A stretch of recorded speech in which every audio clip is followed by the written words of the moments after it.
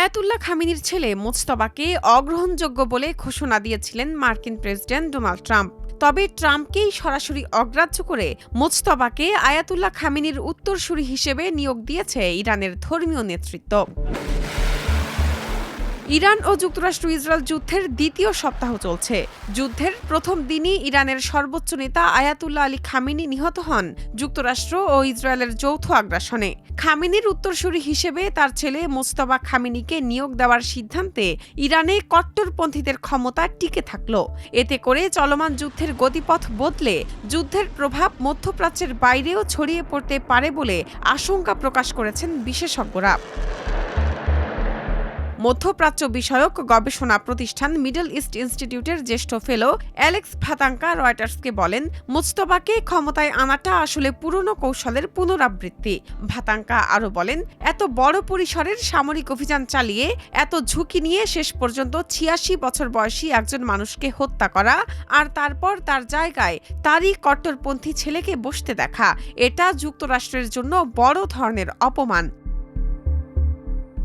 বিশ্লেষকদের মতে মোজতবা খামেনিকে নির্বাচিত করার মধ্য দিয়ে একটি বার্তা স্পষ্ট, তেহরান নিজেদের শাসন ব্যবস্থাকে রক্ষা করতে কোনো আপোষ করতে চায় না। সংঘর্ষ, প্রতিশোধ ও কষ্ট সহ্য করা ছাড়া তাদের হাতে আর কোনো উপায় নেই।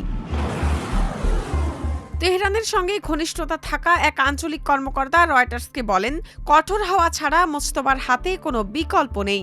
যুদ্ধ শেষ হলেও দেশের অভ্যন্তরীণ দমন নীতি কঠোর থাকবে।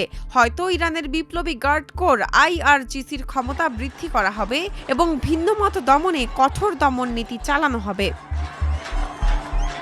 ইরানের অভ্যন্তরীণ একটি সূত্রের মতে, মোজতবা খামেনির অধীনে দেশটিকে সামনে আরও দুর্দশা পোহাতে হবে।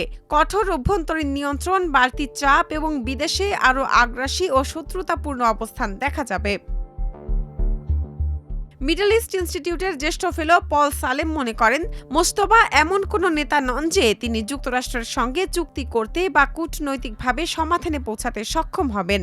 সালেম ইরানের বর্তমান পরিস্থিতিকে ১৯৯১ সালে সাদ্দামের শাসনামলের ইরাক বা ২০১২ সালে বাশার আল আসাদের শাসনামলে সিরিয়ার পরিস্থিতির সঙ্গে তুলনা করেছেন।